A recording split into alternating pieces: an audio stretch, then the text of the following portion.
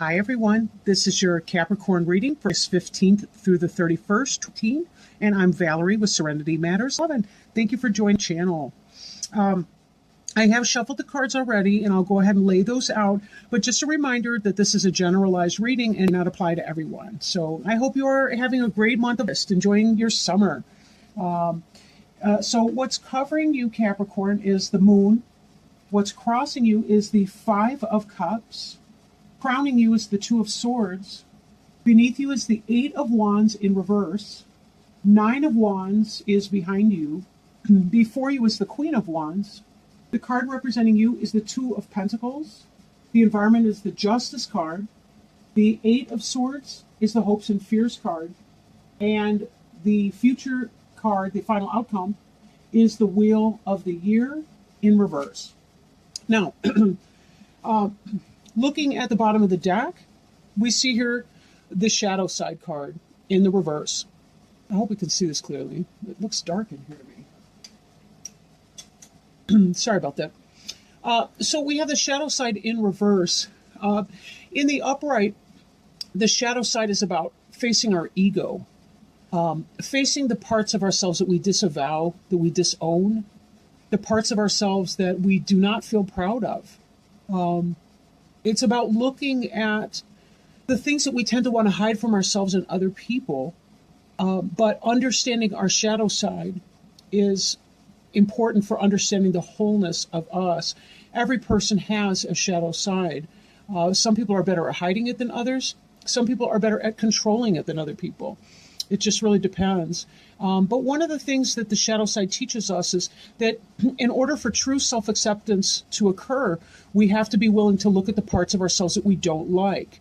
In fact, it's only when we accept these parts of ourselves and we recognize them for what they are, with an unapologetic, unabashed, honest frame of reference, only then can we really understand what that is and be able to master that, master our impulses that be self-destructive in nature, that be ego-driven. A great deal of people I see in practice, they have negative situations in their lives for reasons they can't control. But the most problems that they face, that they actually have a great deal of control over, are the things that are ego-based, the things that stem from their shadow side. Everything from a perception based on an insecurity, a perception based on ego, those types of things, where we want to win at something regardless of whether or not it's in our best interest to win that thing that we're trying to win. But in this energy here, the shadow side in the reverse means that we not be facing our shadows, and that maybe we need to be looking at the shadow sides of ourselves. For some, it may mean that we're coming out of that energy of self-reflection and a place of understanding. Now, we will need to dive deeper into the remaining cards that are on the table before we can really kind of get a better sense of where this plays out. So I do apologize. I have allergies on a regular basis, and I feel scratchy-throated. But, all right. Now, the card that's covering you right now is the Moon card. And the Moon is about cycles and rhythms. It's about seasons. It's about especially lunar patterns, or 7.5 to 8 cycles, rhythms. The Moon has to do with, in part, the taming of our instinctual self, our baser animal nature, as represented by the wolves here. This ties in very neatly with the shadow side influence, in that there's a part of us that can go crazy. I don't mean that in a mentally ill kind of a sense, although I suppose it could be that case if we don't take care of acknowledging our shadow side and learning how to cope with those impulses. The word lunatic is related to the word lunar, which means pertaining to the moon, and that's where that word originally came from. They found that people in mental hospitals, insane asylums back in, for example, they found that they would act up, inmates in those places would act up during the full moon. And they believed that there was something in that relationship there. The moon can indicate a lack of clarity or a lack of understanding. Now, for some of you, if you very strongly feel the moon and connect with the moon, and the energies of the moon, intuition, and so forth. This moon can be a very positive influence for you. But for others of you that feel less in touch with your intuitive side, it could be that there's deception in your life, a lack of clarity, a lack of understanding, maybe a lack of control over some of your baser impulses. Some of those impulses that we see right here reflected in the shadow side card. So let's keep going and see if we can gain some more clarity on the role of the moon in your life at this time. We did just have a new moon on the 11th of this. We did have a partial lunar eclipse. I think the moon was in Leo at the time. We had the Lion's Gate on the 8th. We've been in Mercury retrograde. There's really a lot of planetary and lunar influences going on at this time. But not to despair, we're also spiritual beings having a physical experience. But it just means that we need to kind of step up our coping skills, our meditation, doing our grounding exercises, journaling, taking baths, things like that keep us centered in our day-to-day existence. Now, crossing you, we see the energy of the Five of Cups. And the Five of Cups is about disappointment and loss. It's about emotions having been spilled, in a sense. Think of tears, of grief, loss, frustration, anger, emotions coming out. This is somebody who's experiencing a great deal of disappointment. And one of the things that the Five of Cups teaches us is that although we need to acknowledge and process our loss, we also need to be aware of the things that we still have, the positivity that we still have. So this is a place to remind us to experience gratitude, even when we're not sure what's going on, even when we feel some degree of confusion or loss, or we really feel like we're in our shadow self. Sometimes things trigger us on a day-to-day basis. We experience disappointment in love, disappointment at our job. We'd be going through some trials. Maybe the kids are getting on your nerves or driving you crazy lately. It may be the case that you're going through something like that. But the Five of Cups really reminds us that even in the midst of our emotional processing, we need to connect with our gratitude. Because when we feel gratitude for the things that we still do have that are positive, thankfully, we still have the kids to drive us nuts, or we still have the job, even though it's making us crazy, or we still have the relationship with that person that we love who's making us nuts. Whatever the case be sure to find a balance. Allow yourself some time to grieve your loss, but be careful that you're also taking time out of that same day to go through your gratitude work and experience your appreciation for that. So now crowning you, this is an influence that may come into play, maybe on your mind. Two of Swords energy is about a decision.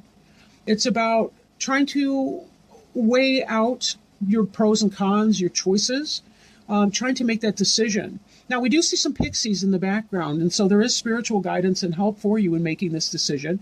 This does look like a new moon, so I'm thinking that because we had the full moon over here, actually, we didn't have a full moon, but right here, we just had our new moon on the calendar, and here we've got this sliver here. I'm thinking it may not take a long time for you to really get to that place. But with the Two of Swords, it really is about, needing to make some kind of a decision. And it tends towards an intellectual decision.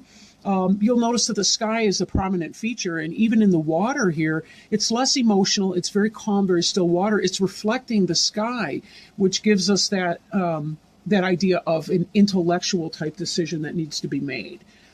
So something's on your mind. You're trying to make that decision. Your disappointment that you're experiencing on an emotional level play a role in what you are thinking that decision is about to be. But I'm looking at this sword here, and even as she's crossing her arms in front of her chest and trying to avoid being emotional or allowing her emotions to influence her decision here, it does seem to me like one of the swords is beginning to tilt, that you're coming out of that and you're soon to be able to make a decision in whatever's on your mind. Now, the Eight of Wands for you, this card's in the reverse position. This is fiery energy right here, these wands. This is very fast-moving energy. This is about moving on to greener pastures. This is about lots of communication coming in, lots of options. Really just great forward movement for you. But in the reverse, this means that there's kind of an arresting of that forward movement. And I'm questioning if this has something to do with your mental stagnation that you're experiencing up here as you're trying to make a decision. This sense of loss that you're facing is part of that. But it may be that your emotions are clouding you, as we see the moon here. Maybe your emotions are clouding you to what you need to do here so that you can take this Eight of Wands reversed energy and turn it upright so you get that quick, fast-moving energy again. So time will tell. We'll see where this is going to go. Now, in your past tense, this is an influence that you're going through right now, or that could be in your immediate past. This is kind of the warrior energy, right? The wounded warrior who has survived the battle. The sun is setting on this battle right here. You'll see she's got these wands here as a protective, almost like a fortress walls behind her, in a sense. And the fighting has stopped for now, and she's ready to move on, or he is ready to move on. I feel like I'm going to sneeze. I apologize. Sorry. Sorry. Excuse me. But in this energy, she's done with the fighting and the arguing and all the rest. And this is a person who's had to stand her ground and say no to some things. And now that she's on saying no, it may be that some of that forward-moving energy is cut off to her because of that. I feel like this might even be other people kind of being negative about her saying no, and sort of maybe giving you grief about that a little bit, or they don't want to cooperate now, and that's why you're having some kind of arrest in direction. And this disappointment, too, could be somebody around you, maybe not even yours, maybe somebody who feels their emotions more. This is a water sign card, this Five of Cups, so that could be your Cancer, Scorpio, or Pisces person. The Wands energy that you're experiencing would be parts of you that are fiery. I mean, Capricorn's an earth sign. However, Aries, Leo, or Sagittarius maybe. But I do think that this is in part you defending your ground, and maybe that's why, because you're saying no to something, it's maybe blocking you to another degree. So be careful that you're choosing your battles well, and that you're not saying no to things that might otherwise move you forward. Like don't be stubborn in that. Capricorn sometimes can be stubborn. Who can't? Let's get real. But be careful that that's not blocking forward movement in other directions. Now, we do see all this kind of fire energy, but in the future, coming in, we see the Queen of Wands over here, and she is the quintessential fire sign. This is your Aries, Leo, or Sagittarius person coming in. She's a person, or it could be a situation, who is passionate, in control of herself. She makes things happen. She has a love for life, a zest. She's the life of the party. She brings lots of fun. And she really is somebody that is a good person to have on your side because she stands up for you and has your back, all the rest of that. I question, because of this Nine of Wands energy, if maybe that's not you. Then again, you have a fire sign in your life who's been going through these battles and so on. The battles have ceased for a time, and maybe it's about conflict resolution, and that's what we're seeing. So I'm curious to know how that plays out for you here. The card representing you right now is the Two of Pentacles, which is earth energy. You know, again, that's your Capricorn, such as yourself, Taurus or Virgo. But this is the card representing you. This is a person who's balancing and juggling a whole bunch of different things. Multitasking, right? Multitasking even in the face of some choppy water, which could be some emotional turbulence. Again, we did see that emotional turbulence here in the Five of Cups card. Also, we've got this air element right here. That's the sky, the clouds, they could be coming in. Some storms could be rolling in. Then again, maybe they're dissipating or blowing off. We can't really tell at this point what that is. So we do have, this earth element here, and in the coins, we have the water and the air. So that's 3 of the 5 elements, and one could argue there's fire in here too. Then we've got this figure 8, which is about eternity. So this is about you kind of showing off your skills at multitasking and being able to get things done in spite of the obstacles and the challenges that you have been facing. And in spite of the questioning and wondering what you want to do here. My suspicion is that maybe you don't want to keep up this energy indefinitely with the juggling, even though you are doing it sufficiently. Frankly, you're doing it very, very well. But this here, this indecision, and some of this might be you're weighing out what it is that you want to do, but you're looking at the practical side of that. You're looking at the financial stability in making that decision. You're also looking at the emotional and the mental elements that come into play. And neither one of these elements is really outweighing the other. Again, I point out that we have a lot of water and sky and earth here too. But again, nothing seems out of control or out of the realm of possibility. But the double duality here makes me think that there's you're giving it some really good thought. And Capricorn's a balanced, stable influence. You guys can be those partiers, and you can be completely out of balance. But those of you who are balanced in your life tend to be rock solid people. You get stuff done, and you still have a great sense of humor at the same time. Now, this Justice card is your environment card, and Justice is associated with Libra, right? Justice is ruled by the planet Venus, and Venus rules Virgo, and it rules Libra as well. But we tend to think of Justice with the scales as being Libra, because Libra, as a zodiac sign, is the scales, right? So either one of these elements could come into play. Libra is an air sign. We see the air represented here, excuse me, in the sword. Justice is about making that right decision. Now, for some of you, it could be that you're having a court case and you're experiencing some worry about that. But be careful that you're not attracting negative energy because of your worry. Sometimes we can do that too. Then again, somebody be deceiving you in a court case.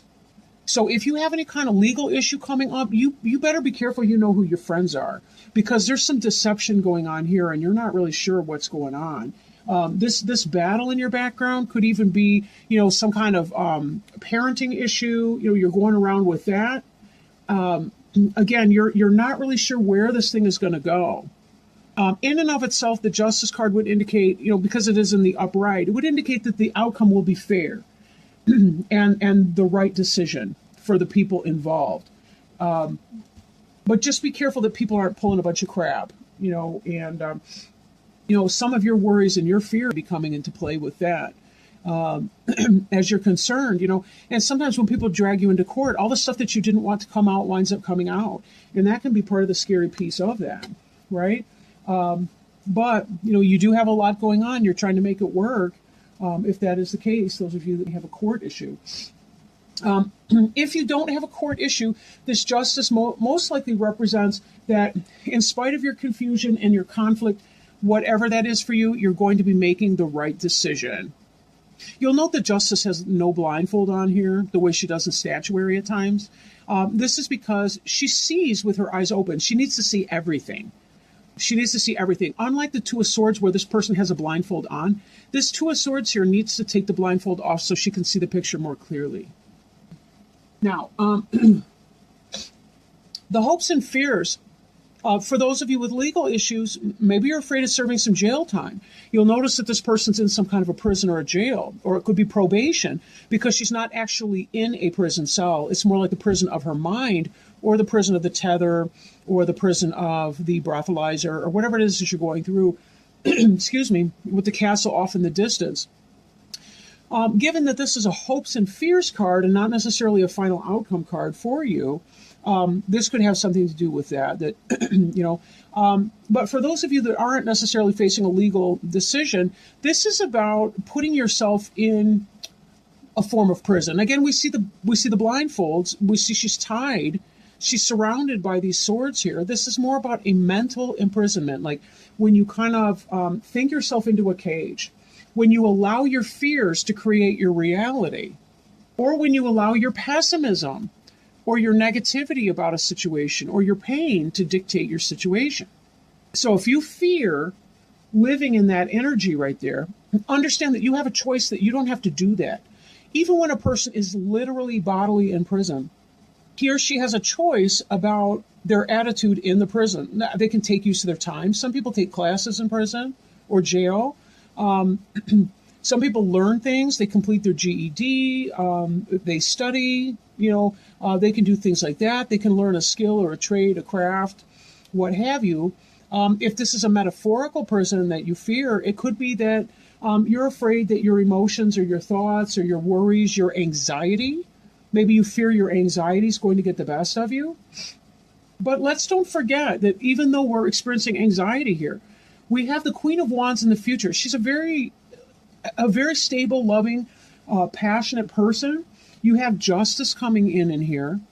You have this influence of being able to juggle things, being able to balance, being able to multitask a whole bunch of things. You're likely coming out of this shadow side influence. Now, your outcome here is the Wheel of the Year in reverse. Now, this is called the Wheel of Fortune in other decks. And in the upright, it represents karma. It represents learning a lesson in a situation. It represents divine timing, things coming in at the right timing. So in a sense, we could say that whatever the outcome is in the situation, it is just. So if this is a legal situation that you're facing, know that the outcome will be fair, but there'll be a karmic debt to pay, whether it's a minor one or a major one, whatever that is. If it's not, if you're innocent, if you're facing false accusations and you're going through some kind of a child custody battle or some other kind of thing, don't worry about that because justice will out. No one will falsely accuse you of being a bad parent or of whatever nightmare you be facing at this point. This outcome will be positive, right? This outcome will be just and fair.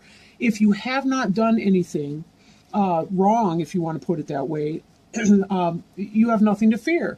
Even if you had your sentence or whatever your charge, it will not be more than is appropriate for the situation. So whatever that is, but understand once you complete your stuff, once you work off your karmic situation, you will be able to move on and leave this in the past, leave it behind you. You are not required to take things from your past into your future unless you choose to do so. And sometimes it's mental and we psych ourselves out. And that's why we face this kind of anxiety. We don't need to be facing anxiety of that kind. We really don't need to. Anxiety can be a choice for people. Sometimes it is biochemical processing that occurs because of learned trauma in childhood and as our brain was developing. And that's an actual physiological process. For others of us, we learn to worry because sometimes worrying is the only kind of control that we have in a chaotic environment or world. So working through that, seeking help, seeking counsel, of different kinds as you work through your issues can be very, very helpful for many of you. But let's don't forget that, you've got some positive energy coming in here, right?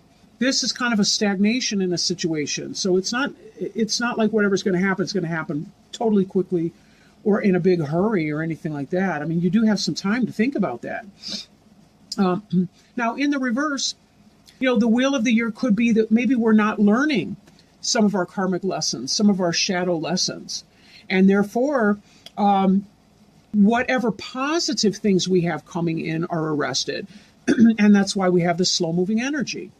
Until we learn our karmic lessons pertaining to ego, love of others, love of self, right? Letting go of people that are negative or toxic for us, removing ourselves from situations that are negative or toxic for us, we tend to get stuck in this energy. And this could be why your blessings are not coming in for you as quickly as they might. So that's part of it. We need to be careful that we're learning our lessons. One thing I tell clients is that, our emotions teach us who we are, what we want, what we need, what we like, what we love, what we fear, what we dread, everything. Our emotions teach us who we are. But how we think about our emotions is sometimes the only thing that we really can control. If we say, what's the learning opportunity in this? And we seek to find that learning opportunity. Hey, we don't have to make the same mistakes twice. We never have to inflict the same wounds on ourselves twice. And pain, emotional, physical, spiritual pain, is some of the quickest way for us to learn a lesson. I mean, if you slam your hand in a door, do you think you're going to do that more than once? Most of us probably not.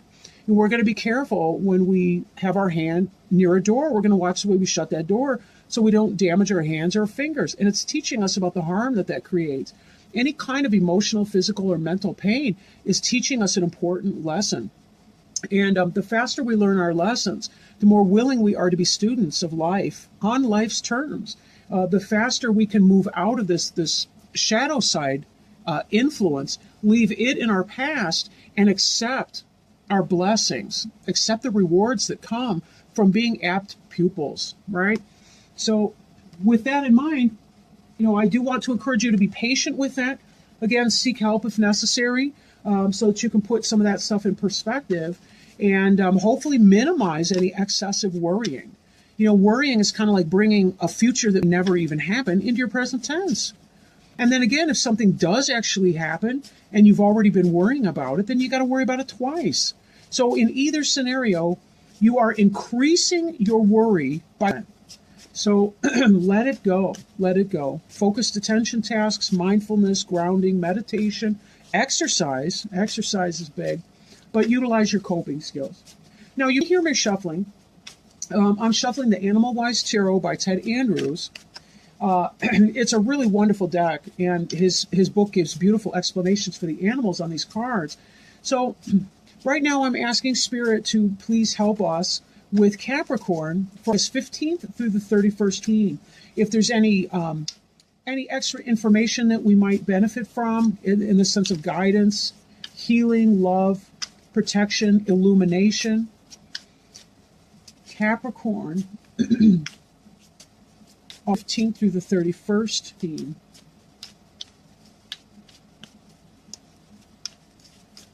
All right. So we have the King of Ancients. And in this deck, the Ancients are the fire signs. And we did have a lot of fire signs crossing into your immediate past, immediate future, and your present tense. I will warn you before I put the card up, it is a picture of a snake, of a cobra. It is a photograph.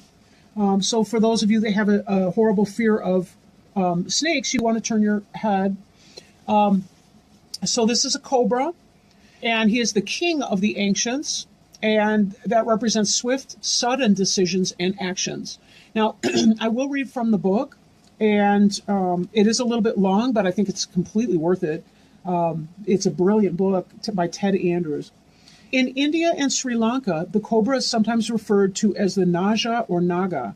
It is associated with the serpentine type of dragon, also known as a basilisk. In lore, the basilisk was very cobra-like, breathing fire and having deadly venom. It could kill with a look of its eyes, but from it, one could learn to read the inner soul of any person. Ooh, I'm thinking of that moon card right now. When cobra appears, we can expect an awakening and heightening of our own intuitive vision, enabling us to make swift decisions and take quick actions to benefit us tremendously. Now is not a time for hesitation. Most cobras are medium-sized snakes, and when frightened or excited, they rear up. Movable ribs spread the skin behind the neck until it forms a flat hood. Anyone who comes too near the cobra in this state is likely to be bitten. When cobra appears, we should keep our senses alert. Opportunities to strike in business are very near, and we should be ready. The appearance of the cobra reflects the likelihood of unexpected opportunities. Taking advantage of them may seem impulsive to others, but we should trust our own instincts. What would be foolishly impulsive for others will be successfully impulsive for us at this time. This is further reflected in that cobras will often guard their eggs, a reminder that we must guard our endeavors until ready to act and then act upon them swiftly. Indian snake charmers try to make people believe it is the song of their flutes that caused the cobra to dance, but the cobra is actually following the movement of the flute and not the music. When cobra appears, we should be alert to subtle movements and signs. We should not be distracted by what others might say. It is a time to trust in what we perceive, regardless of appearances. If we do so, we will be in a strong position and can respond in the most beneficial manner for us. Questions to ask. Are we not acting when the opportunities present themselves? Are we acting too hastily and without thinking? Are we disorganized and not able to see all of the facts? Are we feeling uneasy? Are we being oversensitive right now, taking affront inappropriately? Are we being too distrustful, too trustful? Do we need to protect our endeavors a little more closely? Is there a hidden poison around us, emotionally, mentally, or spiritually? That last question reminds me of when we were talking about this moon and having some kind of deception energy around here, and that it could be that somebody else is not in your best interest or that is bringing some sort of argumentation or battle to you, not playing it right, and that's affecting you in terms of some potential court decision or if you are up against that. And so just be very, very careful about that. And remember, too, even though you be in some kind of slow Eight of Wands energy and you're not sure what to do, once this energy changes and you move out of that period of stagnation into quickness, this King of Ancients here is telling you to make swift, sudden decisions and actions. So maybe while the play is going very slowly, this is where you make your decision on what you're going to do, and then when the opportunity arises, you seize it. It's kind of like when you say, I'm not happy with a job, I need to move on to a job. And so you start looking, you get your resume ready, you take your, you take your interview clothes to the cleaners, you really get all that, you go to the dentist, get your teeth cleaned, whatever. And you get yourself ready and you keep eyeing the paper, and you might eye the paper for 6 to 8 months even, or whatever period of time. And then you see that one job that you really, really get excited about, and bam, you're on it. You hit that submit button on your resume online, your Indeed or whatever, and you get it going. And then the next thing you know, you've got an interview. This could be that even though it's slow and there may be a delay in the things that you want to be happening right now, know that when that opportunity comes in, it will be quick moving energy, and you need